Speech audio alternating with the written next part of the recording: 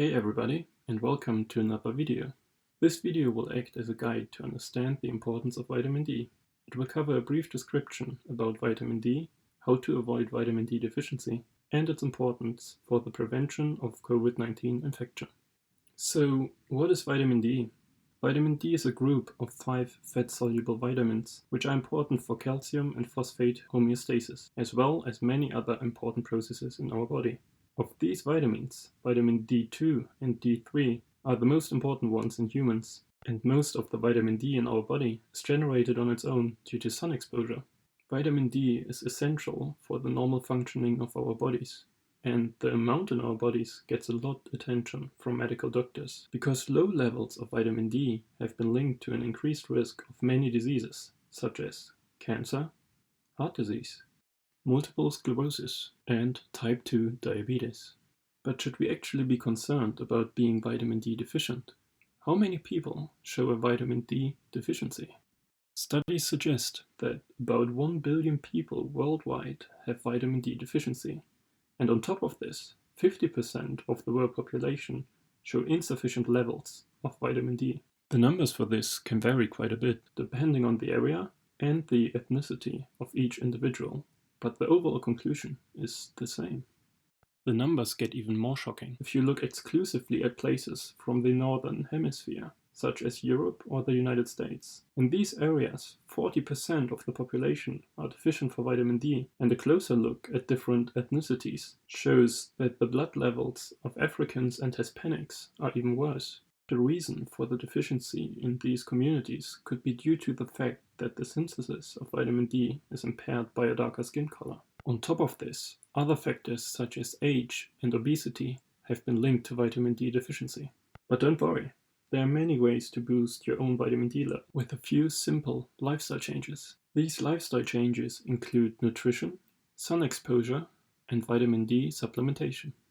Studies showed that without supplementation, only 10% of our vitamin can be covered by nutrition, and 90% are generated by sun exposure, showing that achieving good levels of vitamin D only by nutrition may be impossible.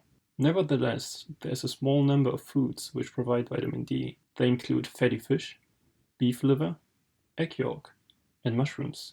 There are also foods which are fortified with vitamin D, such as many dairy products, soy milk, and certain juices. For those on strict vegetarian and vegan diets, the list of foods with high levels of vitamin D can be quite limited. As a consequence, many people should try to utilize sun exposure to boost their vitamin D production.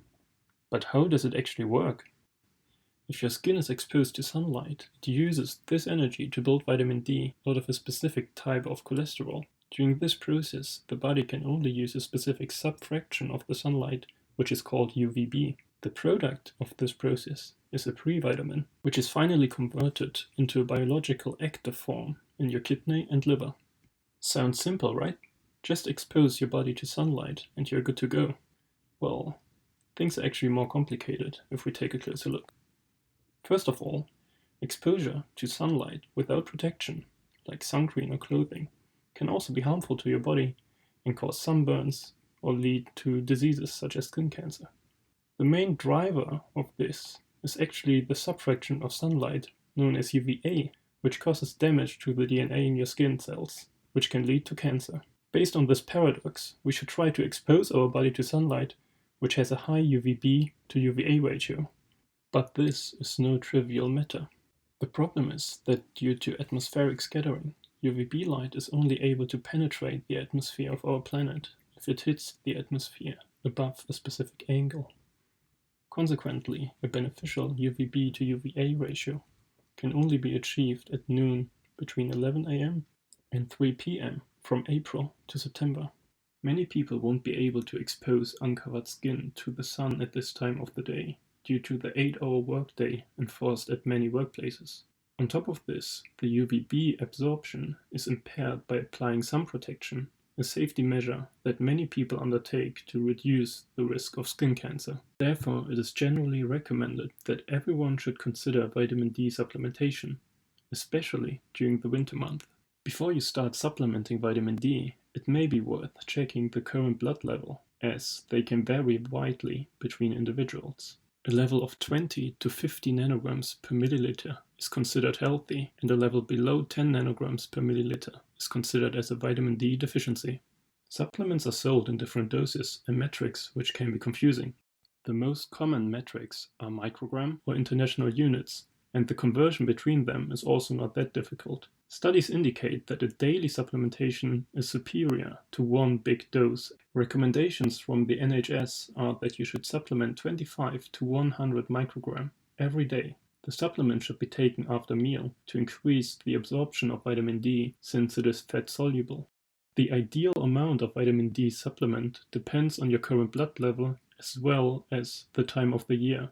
A higher supplementation is recommended during the winter. However, no adverse events or harm was detected for people taking a higher dose for a longer period of time.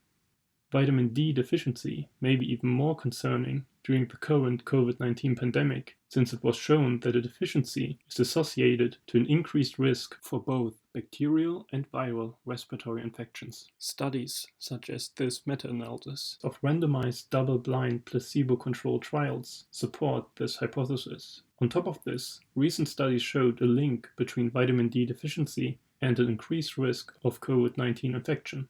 Although the exact reason is unknown, this can be explained by the fact that many respiratory infections are getting so severe due to an overreaction of the body's immune system instead of the virus infection itself. Vitamin D controls the scope of the immune response. It was also shown that vitamin D is beneficial for the generation of immune cells as well as for the generation of epithelial barrier in the lung, which helps to avoid infections. Taken together, it is just astounding to see that a single vitamin is beneficial for your health by so many means. And on top of this, the supplementation is extremely affordable. To cover your annual supplementation, you only have to spend as much as £10 per year. Thanks for watching this video. Every study that was used for this video is linked in the video description. Feel free to leave a like if you enjoyed our content and subscribe to our channel. Please leave any unanswered questions in the comments and stay healthy. See you next time.